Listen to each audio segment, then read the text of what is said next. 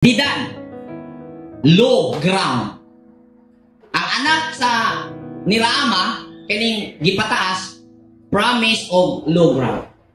Resulta sa sige ni mo paabot nga ipataas kas Ginoo. Magsikag huwat saad. Nya kay saad di mo gini mo abot, kay di man kaawang imong gitumanan nga saad. Tungod kay di man ka-aware. Miabot ang ubos nga yuta.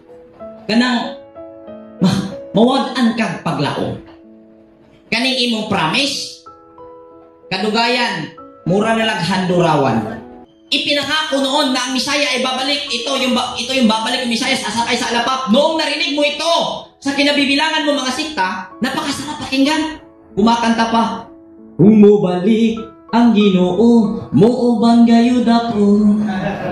Iyang dadon sa puloy-an dito sa kalangitan. O sa balay nga bulawan, papuyon niya ako. Kilak-kilak ni kag mayo. Amen? Tinon! Pinatinon. Grabing luha mi agas ako anak. Ay grabing tuon ako anak mga iso.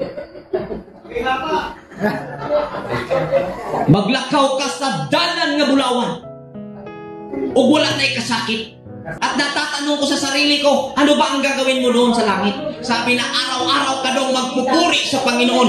Palagi ka na lang kakanta. O parang imposible ito.